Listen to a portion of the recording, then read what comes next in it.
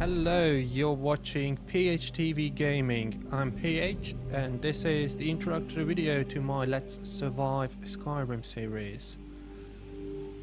Why is it a Let's Survive instead of a Let's Play? What's the difference between the two? Well, it's fairly simple. Let's Survive is because there are loads of survival mods. So there's Skyrim Redone, which just changes the whole gameplay by default anyway. There's Frostfall, which makes surviving quite hard in the harsh wintry parts of Skyrim itself. Also there's Realistic Needs and Diseases, which again makes it a bit harder to survive because there will be penalties to all the statistics that the character has when he's not well fed, thirsty or tired. Also there's the new Skyrim heart rate mod as well installed, which essentially makes the character get tired and more tired as he runs around and fights and everything throughout the game, so we need to rest constantly. What else do we have? We have loads of mods, so let's just go through the mods first before we jump into getting to know the character itself or himself, because you're going to be playing a male character. So let's have a look. Matter of time just to have a nice looking clock widget. We have convenient horses, so our followers and ourselves can have nice horses and following and all sorts of things. Customizable camera will be useful when we break out of character and we'll be viewing our character in third person. So that's what we'll talk about, those rules later on. Also Deadly Dragons and Dragon Combat Overhaul, we have that, making the game even harder. So that adds into the survival aspect. Dynavision is an awesome mod. If we just to add a little bit of depth of field because we are not using any ENBs. Equipping Overhaul just makes the character look awesome and not just whip out a bow from the backpack. So it will just show all the items we have equipped, which is quite nice. Enhance Skyrim Factions Companions makes the companions, or joining the companions, a bit harder, more challenging. We need to do more things instead of just the 2 or 3 quests and then become a werewolf, which is just a bit ridiculous and unrealistic in my opinion. So this nice little mod makes it a bit more challenging, a bit more lengthy to get into. We actually have to prove ourselves through Radiant missions. Follower commentary overhaul. This just makes the followers a bit more chatty. I touched on Frostfall before, just makes the game more realistic, harder, harsher. Goggles and Scouters, I'm not sure if we are going to keep that, but it sounded like a cool mod. Also Guess the Distance, it's kind of useful. We could guess how far an enemy is or an NPC is. It's quite nice. Oh, we have Harvest Overhaul and the creatures extension to it or plug into it, just to make harvesting a bit more realistic. Like you are harvesting flowers and you only get one, then you can clearly see there are multiple bits that you could harvest from that one little bush. So this makes that happen. Also Hunterborn completely overhauls how hunting or looting creatures is done, so that makes it a bit more challenging, a bit more time consuming to actually get the skin, get proper quality skin from a wolf for example, and then get the bones and get the guts and all sorts of things out of it. Imaginator is just to tweak the look and feel of the game without an ENB, because unfortunately I can't use an ENB because my machine can't take it. It's too much of a performance hit.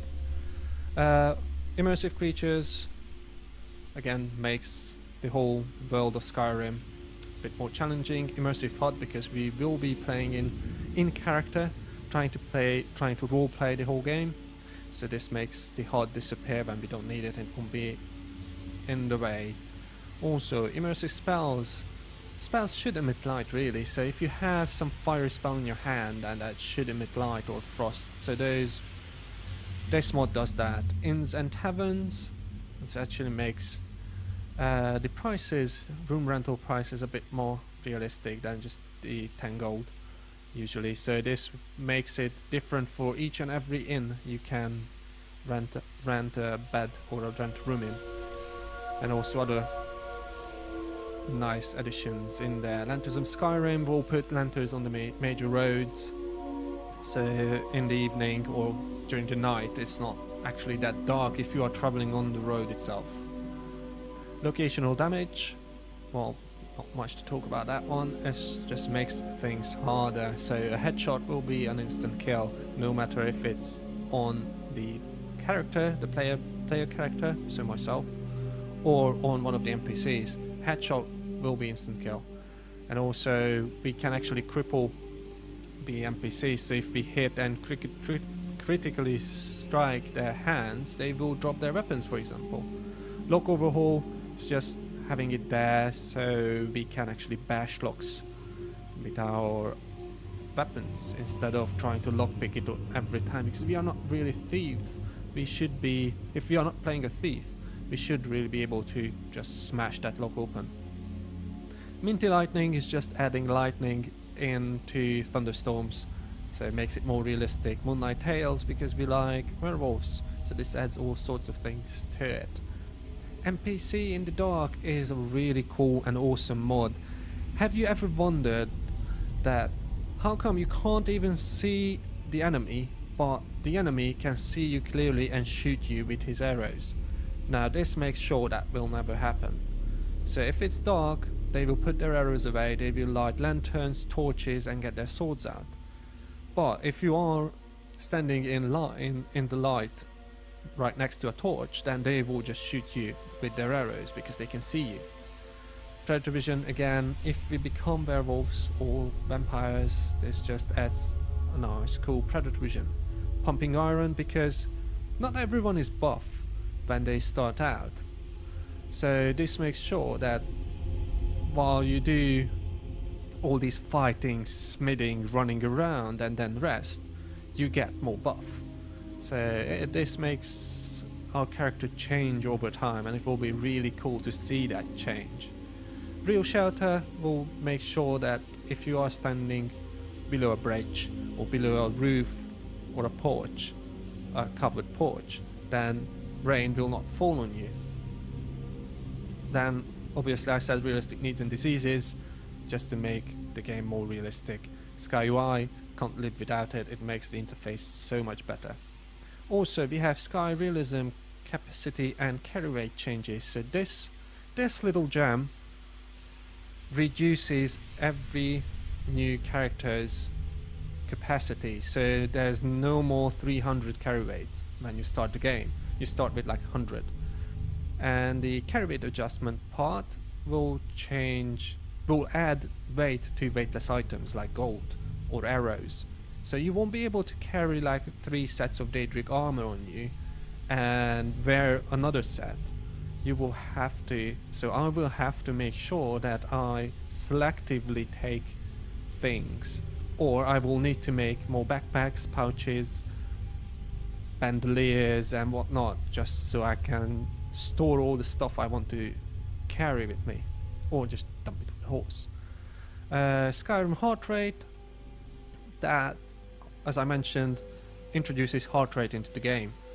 It's really cool. I really recommend checking out Gopher's mod spotlight on it, or Skyrim mod sanctuary, I don't know which one he put it in. It's a really cool mod. It makes you tired, so you won't be able to run from one place to another, or else you will just be exhausted by the end you get there. Splash of rain is just makes little splashes when it rains, it's quite awesome. Dance of Death is just kill moves. Timing is everything is another awesome thing.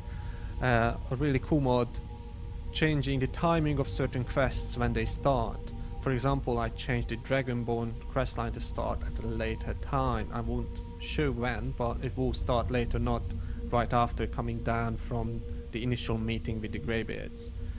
Variable lanterns, we obviously don't want to carry a torch in one hand and a sword in the other, because then we can't really block. We need a proper shield to block So this actually adds lanterns that we could wear on our character or hold in our hands. We can hold it in our hands.